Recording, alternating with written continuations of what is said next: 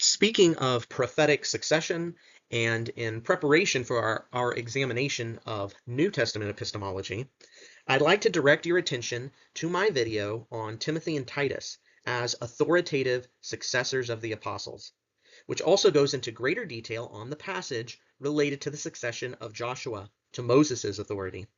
So please check it out if you would. It's one of my earliest videos, and one that I felt really needed to be made, since this angle had not been emphasized as much as it should have been, in my opinion. Let's switch gears to New Testament epistemology. What does the New Testament recommend or condemn with regard to how to know the truth? Well, the most explicit verse that every Catholic apologist is going to point to is 1 Timothy 3:15, where Paul identifies the church as the pillar and bulwark of truth, not the Bible or Scripture. If you want to know the truth about Christian doctrine, Paul says, go to the church, which assumes there is one visible institution that can be distinguished from all others as the one true church. The same thing is clearly implied in Matthew 18, where the offender is required to listen to the church.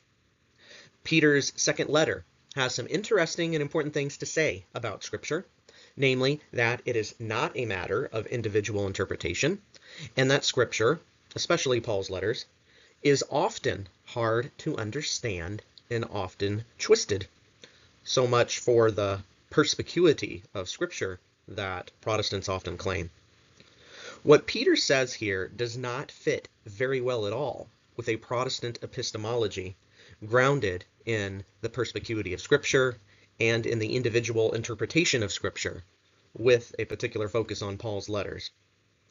Another key verse I'd like to draw your attention to is 2 Timothy 4:3, which talks about people who reject sound doctrine and accumulate for themselves teachers to suit their own desires.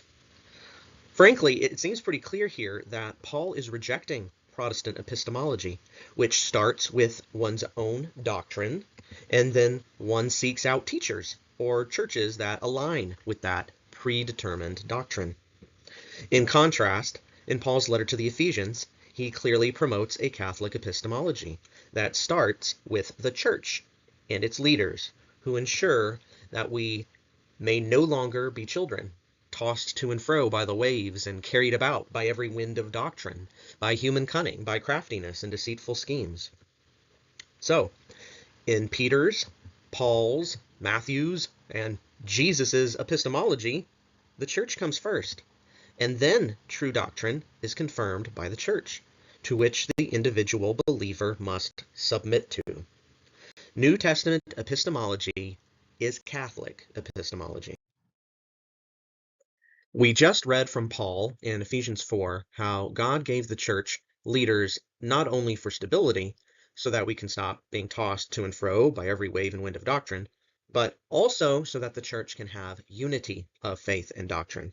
I did a whole video on what the Bible and the earliest church fathers teach on the topic of church unity, or Christian unity. Scripture and the early church took unity very seriously, more seriously than most Protestants or non-Catholics. I'd encourage you to check the video out. It's quite comprehensive and on point.